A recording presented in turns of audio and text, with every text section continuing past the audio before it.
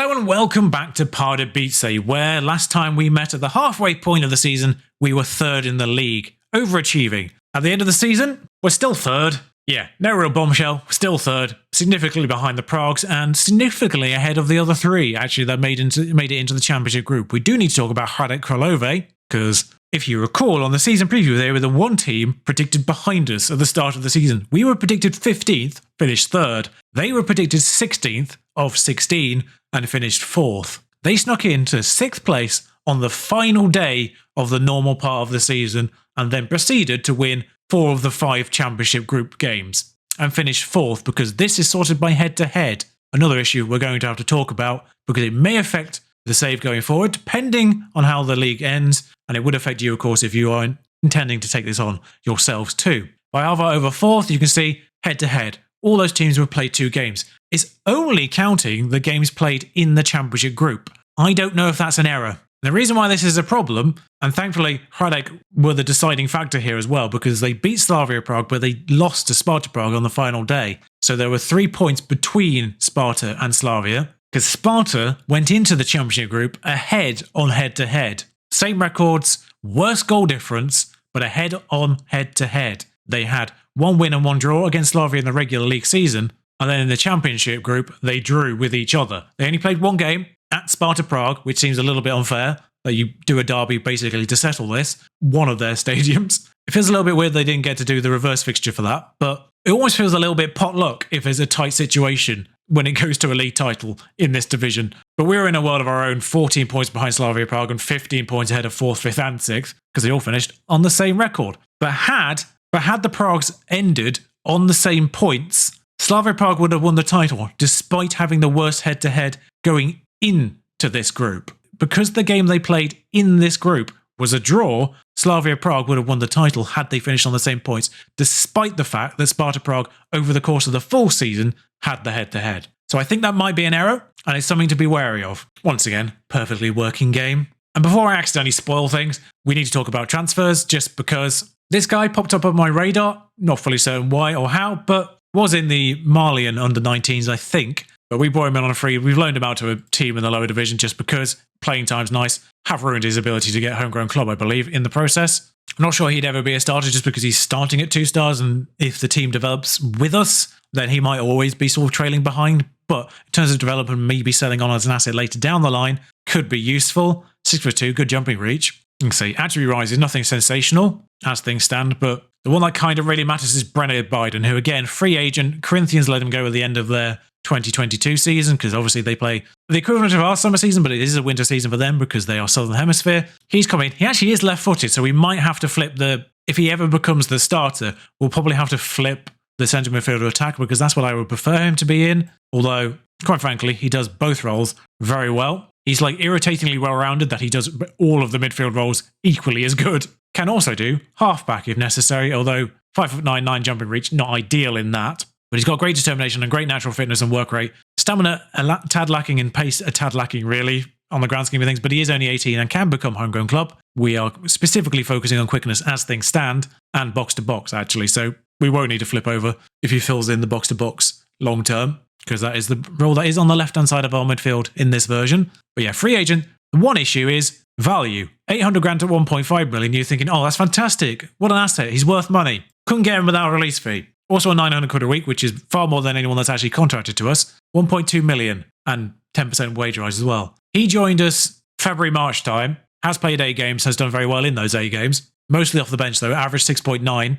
You might be looking at that average rating and thinking 6.9 is not great, but bear in mind, 75% of his performances have been just the last 15 minutes. So unless he does anything special in those 15 minutes, that's a 6.7. It means he has done something special to average 6.9. 1 goal and an expected assist of 1 actually across that, even though he hasn't actually registered an assist. So that's on the receiver. And considering he only had 2 starts, not bad. But I am worried about that 1.2 million release fee. It's good money. He's the kind of player that we could carry with us through these initial few seasons and could stay with us for these initial few seasons. No idea what his total potential is, of course, because it's capped out of 5. That's kind of meaningless to a team like us right now because it could be anywhere from, oh, he's just 5-star as things stand, or he could be a starting player once we're in the Champions League, for all we know. But, and if he is the latter, that's going to be irritating because that's not high enough in that case. But yeah, he's on 900 quid a week, which is a lot of money when you consider the next highest person that's actually contracted to us is 650 quid. And that's someone we bought at the beginning of this year. Salil, we gave a new contract to. He's contracted for a little bit longer as well.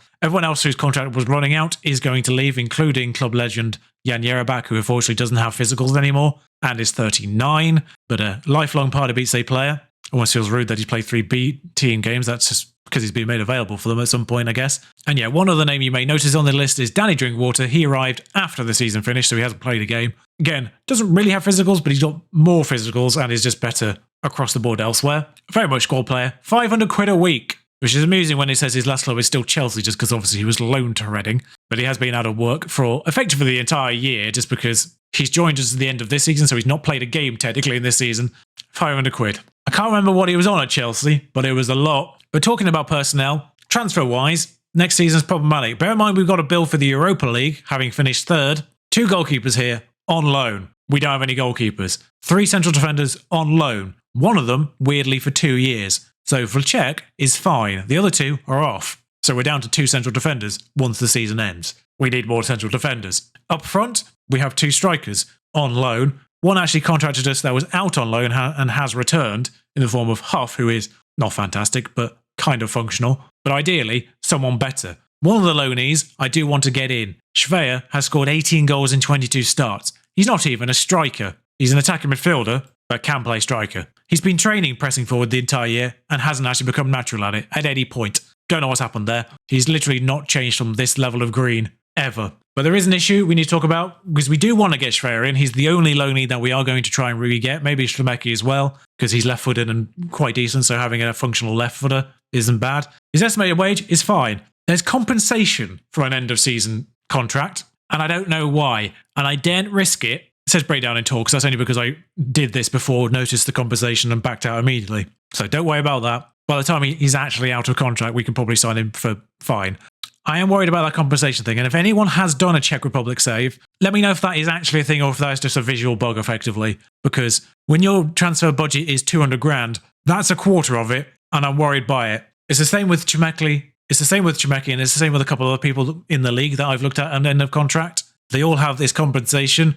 No one's older than 24, so I don't know if that's a factor. It's a concern that I'm not willing to risk at this stage. Obviously, in the future, when we've got sort of money from European competitions and our transfer budget's in the millions, then 50 grand is nothing in that respect. So we can try this probably at the end of next season, quite frankly, with the Europa League money that we're hopefully going to get. We should be able to try this. So I can run that experiment if I've not got an answer by then at the end of next season. But for now, I'm going to have to pray that none of these people get picked up by the time their contract actually runs out. But even with Chevalier and Huff, I would like a third striker, so that position needs more people. Left back needs a little bit of help just because Brivio starting to decline physically. At 35, it's expected, quite frankly, but I say he's decent, and he does like big matches, which is a rarity in our team. If those physicals decline too much more, we're going to be in a spot of bother in that particular spot with a backup. Helishis is great and well-rounded, but as a backup, if he loses too much more pace, we're going to be, yeah.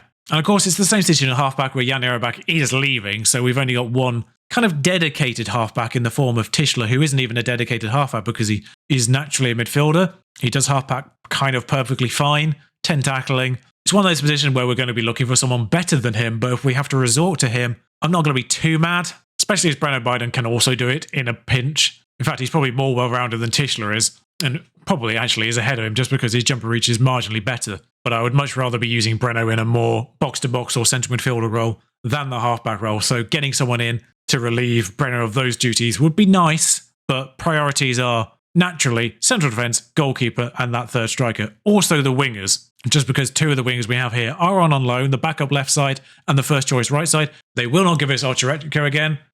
Exactly the same reason as Marakicha, the left back, who left in January. Their parent club wants to put him in a different league next time and will not give us him again. It's a weird message that I've now seen twice. Both times have been in this save. I've never seen it before in any FM. So that's an irritating thing. The good news is, on the right-hand side, Yuba Drame, whilst not fantastic on paper, has averaged 7.24, despite having 11 starts and 10 substitute appearances. So weighing that down a little bit. 4 goals, 6 assists in 11 starts is pretty good. But we do need just straight up numbers there because we've only got 1 on each side as things stand.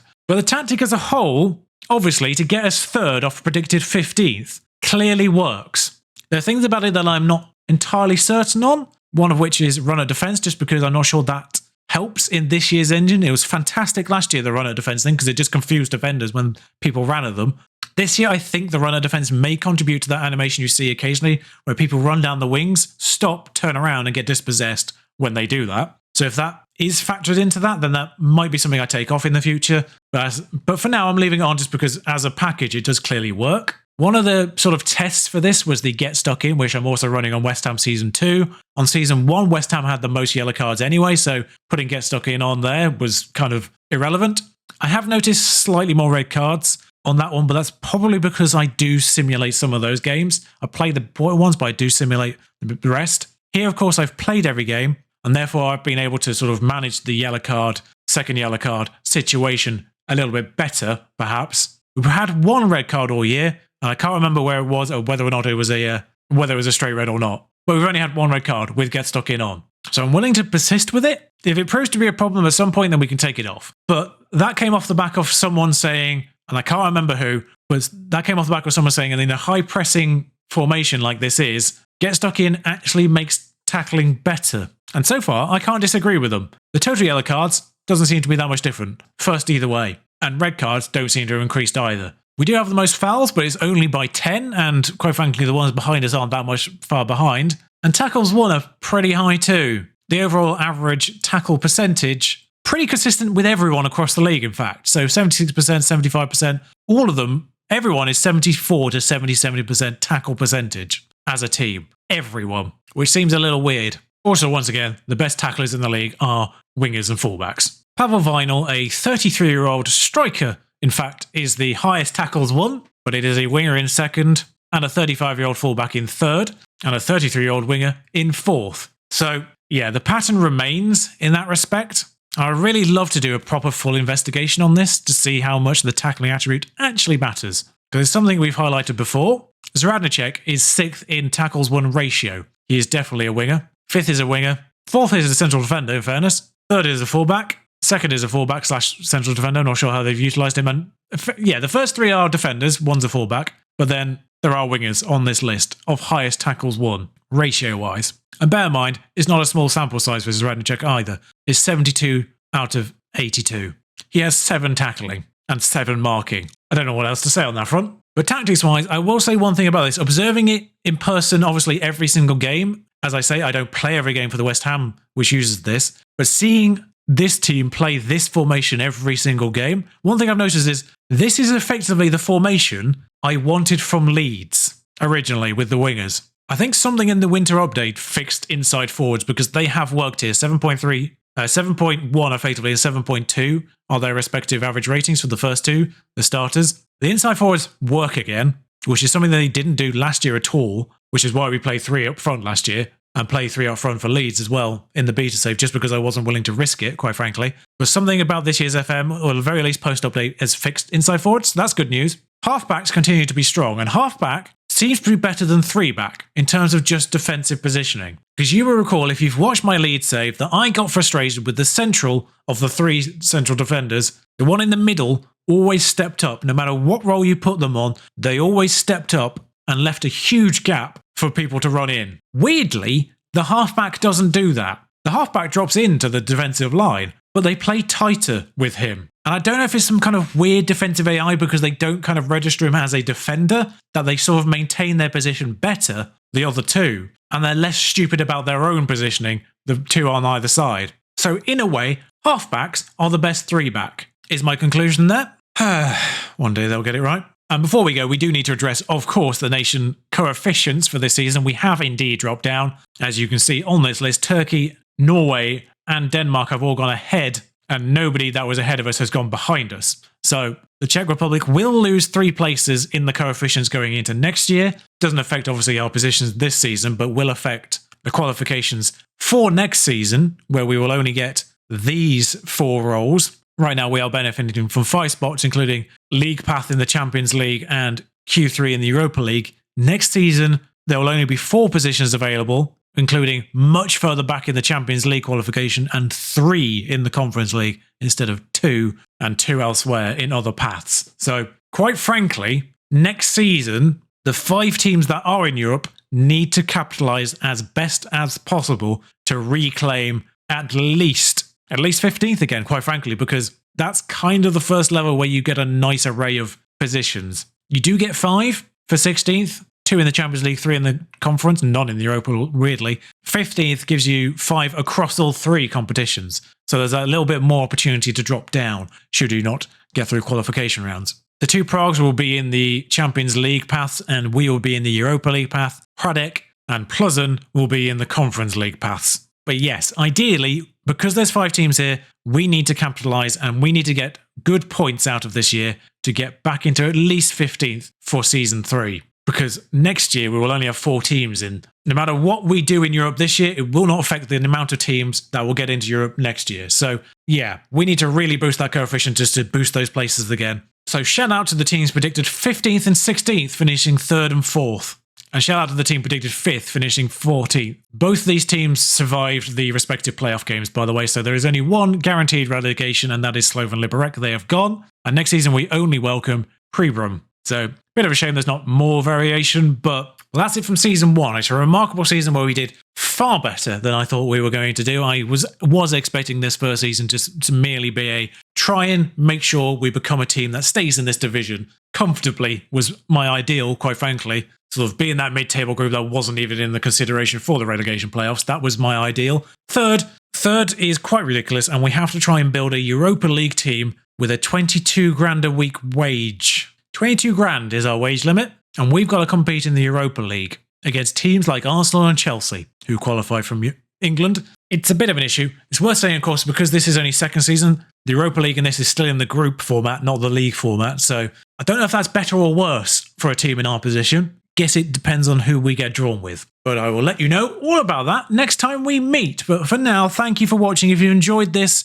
and if you want to join me on Twitch for it live, where I will be considerably further along than this video is, unfortunately, just because the way these recaps work and get released, I will be probably about half a season further in, maybe, depending on when you watch this. The link for the Twitch is down below. Follow me over there. Follow me on here. Subscribe. You know the deal. Until next time, ta-ra.